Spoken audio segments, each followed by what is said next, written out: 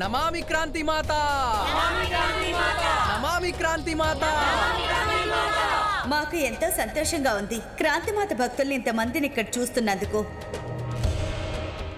ఒకటి నిజం, క్రాంతిమాతను శరణు వేడిన ఎవరికైనా సరే సుఖ సంతోషాలు ప్రాప్తిస్తాయి.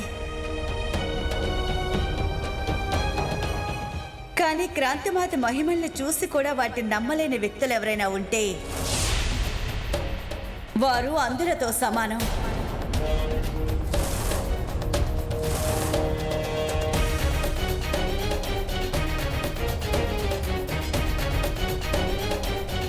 క్రాంతి మాతను పూజించిన వాడు ఎవడో గుడ్డివాడై ఉంటాడు.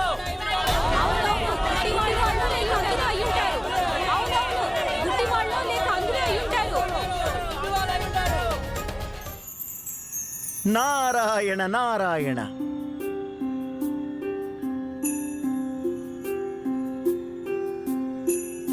ప్రణామాలు తల్లులారా.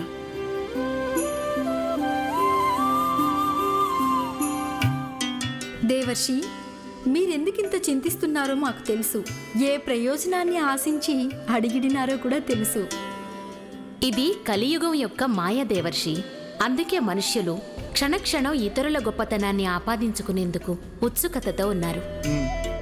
మనిషికి సుఖాన్నిచ్చేది తాను సంపాదించిన సంపాదనతో కాదు, దానికన్నా అధిక సుఖాన్ని పరుల సొమ్ము సొంతం చేసుకున్నప్పుడు కలుగుతుంది.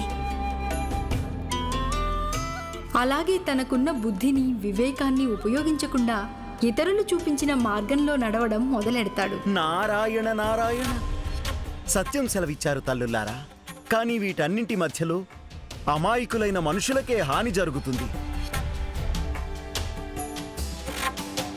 అయినా చూడండి, సంతోషి పట్ల కూడా అదే జరుగుతోంది. ఆమె భక్తిని అపహాస్యం చేయడం జరుగుతోంది తల్లులారా. ఆమె నమ్మకాన్ని పూర్తిగా వమ్ము చేయాలని చూస్తున్నారు. దేవర్షి, సంతోషి భక్తి గంగా అంతటి పవిత్రమైంది. ఆమె ఏదో ఒక రోజు తన మార్గాన్ని అవశ్యం సృష్టించుకుంటుంది. నారాయణ నారాయణ. అంటే అంతవరకు తల్లుల్లారా మీరు సంతోషికి కించిత్ సహాయం కూడా చేయలేమంటారా? ఏ విధంగానూ? దేవర్షి, మేము మీ మనసులోని దిగులును అర్థం చేసుకోగలము. కానీ ఇప్పుడు ఎటువంటి సాయమూ చేయలేము. మాతా.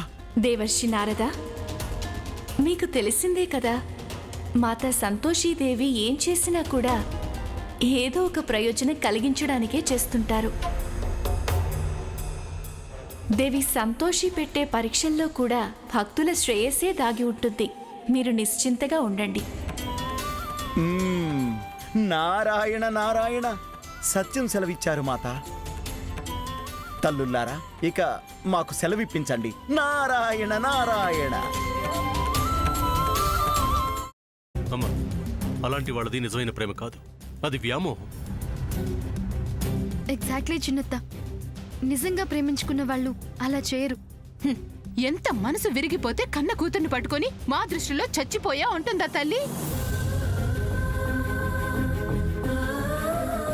అది సరే అమ్మా, తన కూతురుతో తన మాట అనేటప్పుడు ఆమె మాటల్లో వ్యథ, కళ్ళల్లో బాధ గమనించావమ్మా? పెద్దబాబుకు బర్త్డే విషెస్ చెప్పు కూడా వెళ్ళాం కదా. ఊరికే ఎలా కాలిపోతుంది? మంట పెడితేనో పడితేనో తగలబడుతుంది.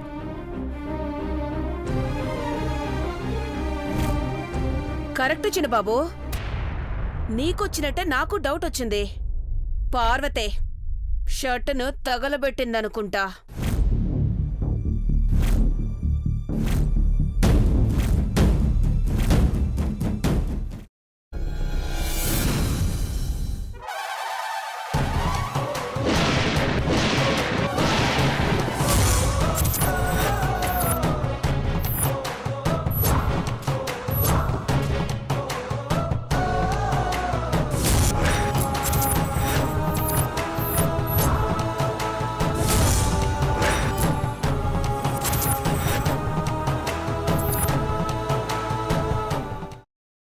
తర్వాత పొట్టు తీసేసి చాప్ చేసి పక్కన పెట్టుకోవాలి.